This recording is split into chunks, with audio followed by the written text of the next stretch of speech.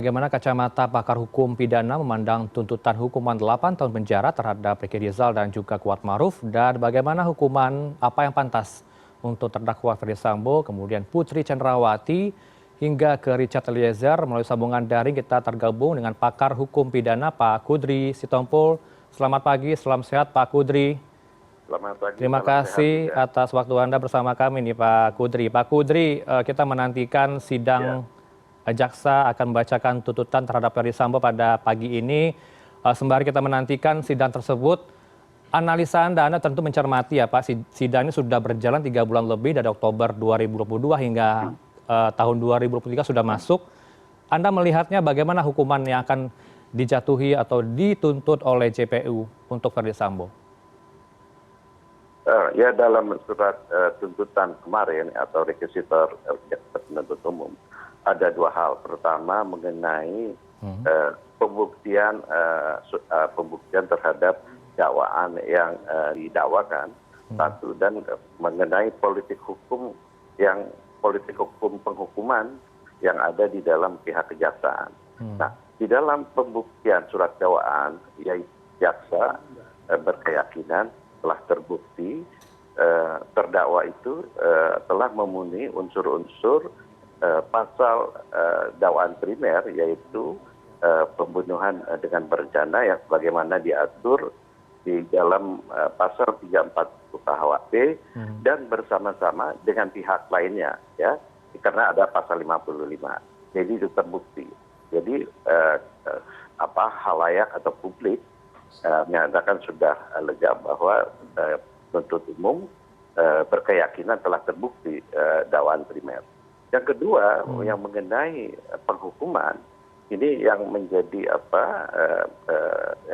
pertanyaan publik termasuk saya juga. Apakah 8 tahun dituntut itu telah menggambarkan keadilan yang ada di masyarakat? Nah, bicara soal keadilan, ya memang sangat relatif, ya kan? Nah, dari sudut apa kita melihatnya, ya? Dan, di dalam surat dakwaan, ya, dan diwajibkan di dalam KUHP bahwa penuntutan itu harus mempertimbangkan hal-hal yang memberatkan dan yang meringankan. Kemarin ya kalau kita dengar itu kebanyakan hal-hal yang memberatkan, yang meringankan itu hanya terdakwa itu berterus terang dan mengakui. Nah, tapi mengenai hal yang meringankan itu agak bertentangan dengan hal yang memberatkan, yang menyatakan berbelit-belit, yang satunya berterus terang. Ini satu yang. Nah, sekarang 8 tahun apakah pantas ini? Nah, untuk ini kita kan harus melihat maksud dan tujuan diundangkannya atau diundangkannya pasal 340, yaitu adalah untuk mencegah, ya, warga atau siapapun jangan dengan mudah menghilangkan nyawa orang lain atau merampas nyawa orang lain.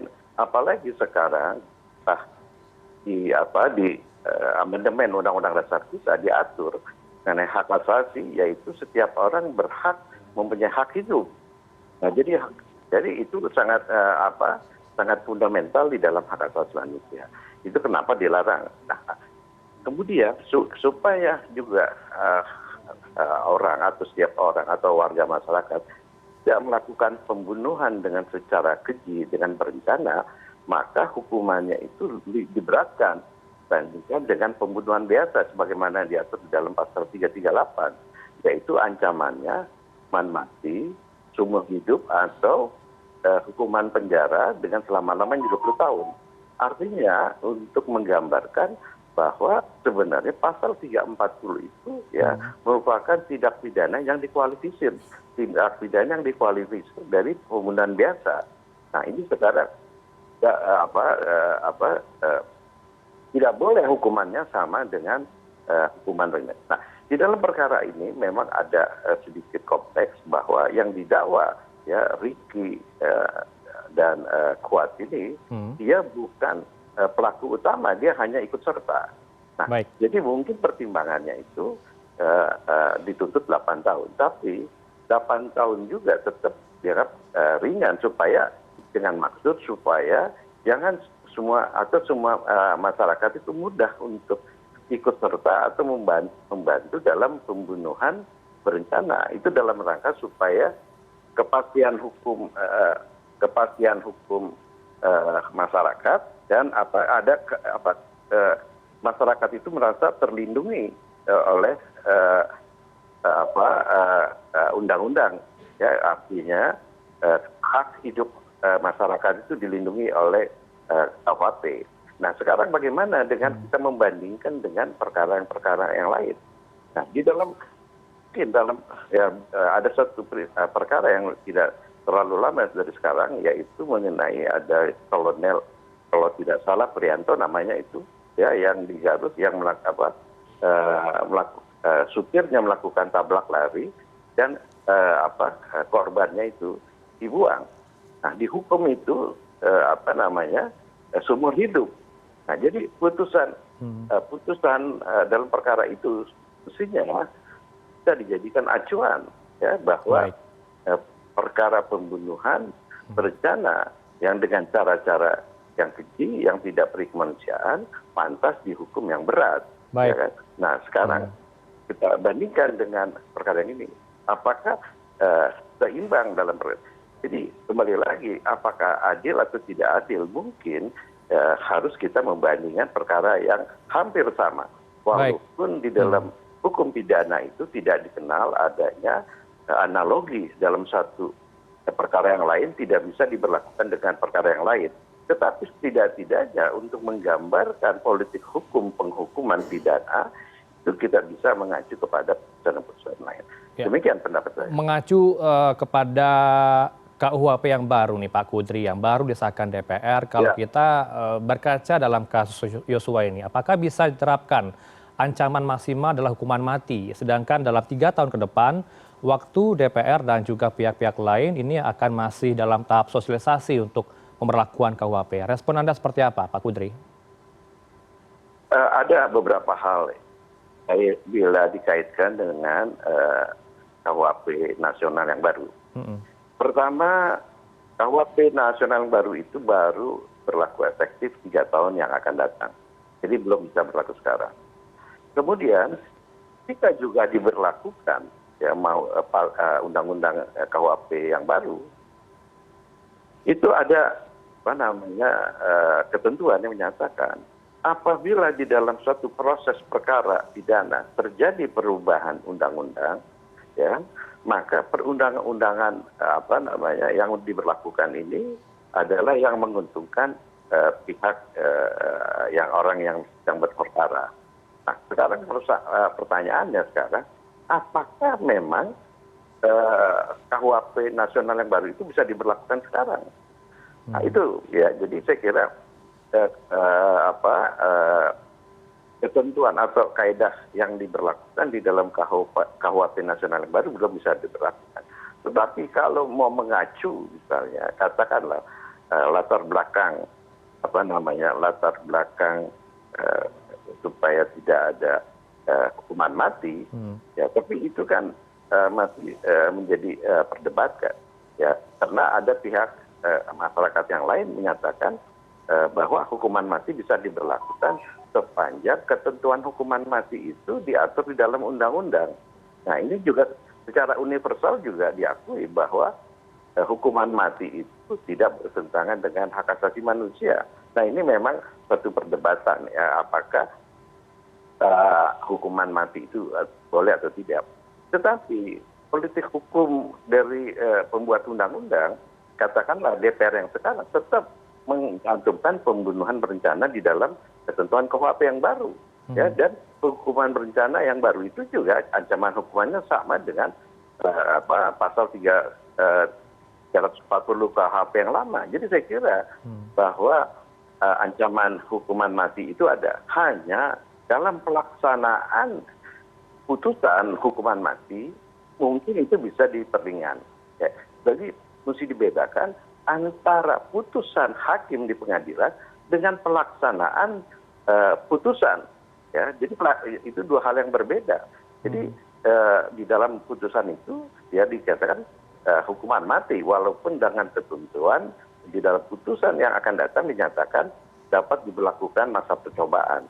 Nah, jadi yang mau saya katakan, di dalam KUHP nasional yang baru itu harus dibedakan antara ancaman hukuman yang diatur di dalam KUHP dengan pelaksanaan putusan. Itu beda, karena pelaksanaan putusan itu juga mempertimbangkan hal-hal kemanusiaan di dalam eksekusi. Nah, jadi saya kira kembali lagi dalam perkara ini ya, kalau hakim mau menyatakan terlepas ya nantinya, terlepas dalam perkara RL, hakim itu mempunyai pendapat lain, tidak sependapat dengan penuntut umum, bisa saja lebih tinggi dari ini. Tetapi biasanya hakim itu akan memutus lebih ringan. Ya. Nah, kembali lagi, kalau misalnya di dalam perkara Sambo itu penuntut umum menuntut hukuman mati, saya kira itu tidak bertentangan dengan ketentuan ketentuan hukum pidana yang berlaku. Demikian menurut Baik, saya. dasar apa yang dipakai hakim Pak Kudri? Kalaulah Anda katakan bisa saja nanti hakim memberikan hukuman yang ringan dari apa yang dituntut oleh jaksa penuntut umum. Kalau kita mengacu kepada Ricky Rizal, Kuatmaruf 8 tahun, artinya ada potensi mereka akan lebih ringan hukuman di 8 tahun ini, Pak Kudri. Untuk putusannya Rizal dan Kuat atau tuntutan Sambo.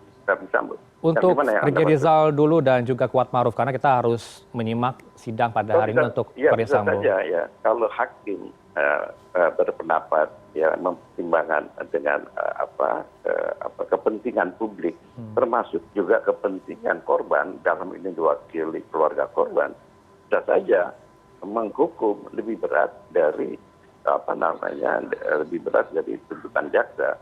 Ya, dengan menyatakan mempertimbangkan yang saya sebutkan tadi, apalagi dalam perkara ini ada percobaan untuk menutupi dengan ini, ya termasuk Rizal dan Kuat, dia kan menutupi itu. Kalau tidak ada riset yang membuka ini, perkara ini kan dianggap merupakan tembak menembak. Jadi apa yang maksudkan? Jadi secara kebatinan para pihak yang terlibat dalam perkara ini sebenarnya kan menutup-nutupi.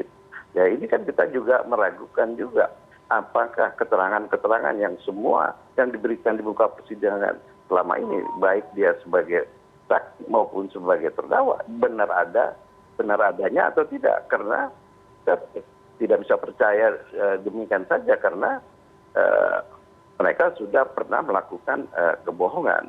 Jadi saya kira kalau hakim mempertimbangkan hal-hal yang disebutkan tadi untuk mewakili kepentingan masyarakat, bisa saja hakim itu memutus lebih berat dari tuntutan jaksa penuntut umum. Baik. Nah, dalam kasus Ferdi Sambo ini kita lihat mestinya ya, dengan cara-cara yang dilakukan, misalnya persiapan, termasuk waktu dilakukan eksekusi, bukan eksekusi, dilakukan penembakan itu kan sebenarnya tidak menggambarkan kemanusiaan orang yang tidak berdaya, tidak bersenjata, tidak melakukan apa, ditembak berkali-kali.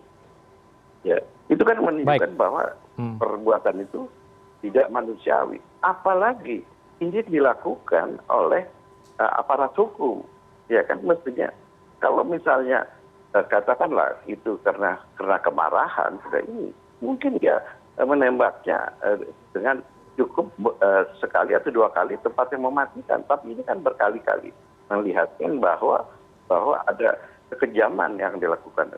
Jadi publik melihatnya demikian ya. Baik. Jadi kalau misalnya dihukum ringan, itu nanti masyarakat khawatir, wah jangan-jangan orang gampang aja membunuh orang dengan berencana, dihukum dituntut 8 tahun, nanti diputus 6 tahun karena ada remisi dan masa pembebasan bersyarat. Akhirnya orang hanya melakukan misalnya 3-4 tahun ya di dalam penjara atau lembaga pemasyarakatan. Ini kan masyarakat jadi takut ya kan, padahal tujuan dari diberlakukan hukum pidana untuk kan memberikan ketenangan masyarakat. bahwa hak-haknya dia itu baik hak jiwanya, badannya, hartanya, dan martabatnya dilindungi oleh undang-undang. Tapi kalau misalnya hanya dihukum ringan, jadi ini kan masyarakat jadi khawatir, ini tidak ada perlindungan terhadap nyawa kita. Setiap orang bisa aja melakukan pembunuhan, toh nanti dihukum ringan. Baik, kalau untuk Putri Cenrawati seperti apa gambaran Anda, analisa Anda Pak Kudri? Apakah sama hukumannya dengan Ricky Rizal dan juga Kuat Maruf atau lebih justru berat, lebih dari 8 tahun penjara? Ya, saya kira minimal ya itu sama dengan apa yang dituntut dengan Sambo itu.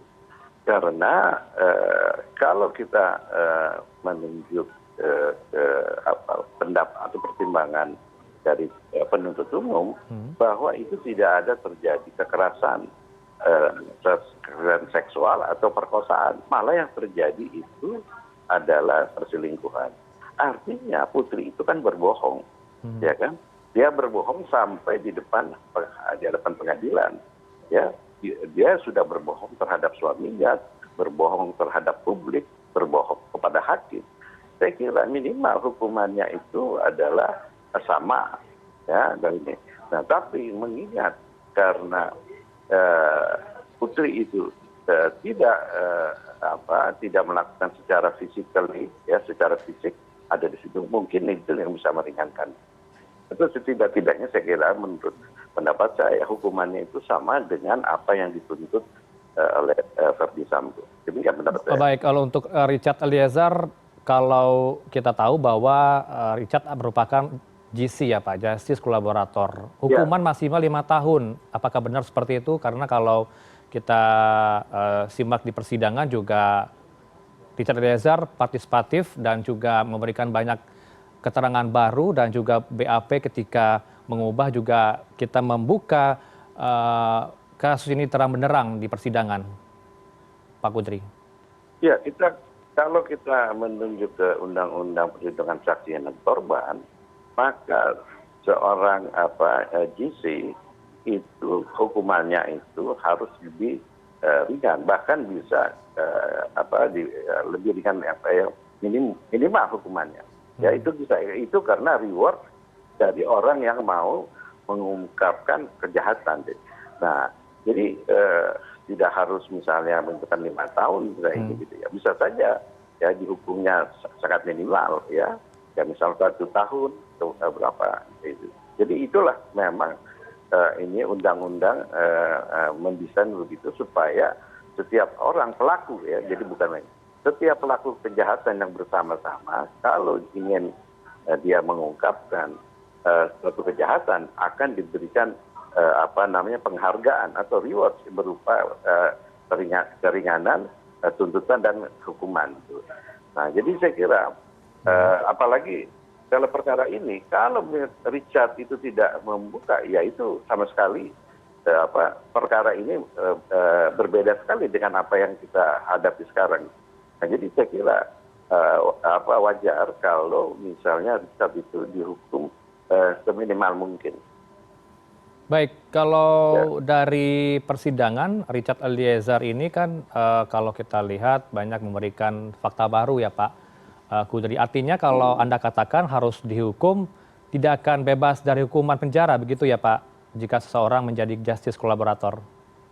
Tidak. Karena undang-undang itu tidak menyatakan harus membebaskan walaupun dia memberikan fakta-fakta baru. Dia tetap dihukum karena kesalahannya dan dia harus diancam dengan hukuman pidana. Tetapi hukuman pidananya itu adalah yang ringan gitu ya. Nah, dalam hal ini saya kira, dalam kasus ini saya kira Richard itu pantas diberikan keringanan hukuman yang seminimal mungkin gitu hukuman. Saya kira pantas ya untuk memberikan penghargaan. Baik, saya tertarik tadi ketika Anda juga menyimak soal apa yang diungkap oleh jaksa kemarin dalam tuntutan Ricky Rizal dan juga Kuat Maruf. Ternyata bukanlah pelecehan seksual yang terjadi, malahan perselingkuhan antara almarhum Yosua dengan Putri. Artinya ini jaksa ingin meyakinkan majelis hakim bahwa dalam kasus ini memang ada motif ya Pak, sehingga hakim bisa merangkai puzzle dan juga menjatuhkan hukuman yang pantas terhadap para terdakwa, Pak Kudri? Ya, saya kira demikian. Dan untuk juga mengungkapkan bahwa Putri itu bukan orang yang tidak bersalah, malah dia dengan menutupin itu gitu. Tetapi dari segi yang lain, ini bagi korban terhadap keluarga korban itu juga akan menjadi menjadi hal yang catatan. Masa anaknya dia melakukan hal yang tidak pantas terhadap istri atasannya, ya kan? Nah, jadi saya kira juga pernyataan jaksa penuntut umum itu bisa menjadi dua sisi, ya kan? Karena dalam hal ini ada kesalahan yang dilakukan oleh korban, ya kan? Kesalahannya itu dia melakukan perselingkuhan terhadap istri atasannya yang notabene itu yang harus dilindungi gitu loh. Nah, jadi kita mau melihat dari sisi yang mana dalam pernyataan seperti itu gitu loh. Jadi ada hal yang bisa meringankan katakanlah Putri, Ibu Putri itu satu sisi, dan memberikan hal yang memberikan di dalam ilmu viktimologi ada peranan korban di dalam kejahatan. Jadi sebenarnya korban itu juga ada melakukan perbuatan kesalahan gitu loh. Tetapi kan karena korban ini meninggal dia tuh. Jadi kita lihat sisi dari pernyataannya penuntut umum itu, karena sampai sekarang ya, sampai yang terakhir itu kan tidak bisa dibuktikan secara meyakinkan bahwa ada persetubuhan, terlepas persetubuhan itu karena harassment atau dilakukan suka sama suka, ya kan? Apalagi kalau misalnya ada suara menyatakan mungkin peristiwa persetubuhan itu bukan dilakukan baru pertama kali, tetapi ini karena diketahui oleh pihak lain dalam hal ini kuat, itu akhirnya terjadi ini. Jadi saya kira pernyataan atau pendapat penuntut umum itu bisa dua sisi yang melihatnya itu. Gitu. Baik, terakhir Pak, saya belum tahu apakah hakim akan sependapat dengan kesimpulan penuntut umum. Baik, kita tunggu kesimpulan JPU. Pak Kudri, saya juga penasaran pandangan Anda seperti apa ya Pak Kudri ya. Kalau kita ikuti persidangan selama ini 3 bulan lebih, kalau keterangan dari para terdakwa tidak ada mengaku sebagai aktor intelektual, tidak mengaku sebagai aktor dalam kasus ini, Pak Kudri. Seberapa kuat alat bukti kalaulah mengacu hanya kepada fakta persidangan dari keterangan saksi maupun terdakwa? Saya kira ada satu keterangan dari Ferdy Sambo yang menyatakan, kamu lakukan, itu ya. Itu nanti itu tanggung jawab saya. Ya, itu kan suatu pernyataan verbal ada ini ya. Tapi kalaupun tidak ada pernyataan itu, tetapi dari fakta-fakta rangkaian itu, kan semuanya orang itu turut apa yang diminta, apa yang diperintahkan oleh Ferdy Sambo. Artinya itu nggak usah dinyatakan sebagai intelektual dader atau aktor intelektual. Ya itu kan sudah menunjukkan faktanya dia yang berperan dan dia yang punya inisiatif, dia yang menentukan itu. Ya itu ya sama saja dia aktor intelektual menurut saya. Baik, terima kasih atas analisa Anda pada pagi ini Pak Kudri Sitompul, pakar hukum pidana. Mudah-mudahan pernyataan atau diskusi kita ini bisa bermanfaat kepada kita semua. Baik, terima kasih Pak Kudri. Selamat selalu. Oke, selamat pagi.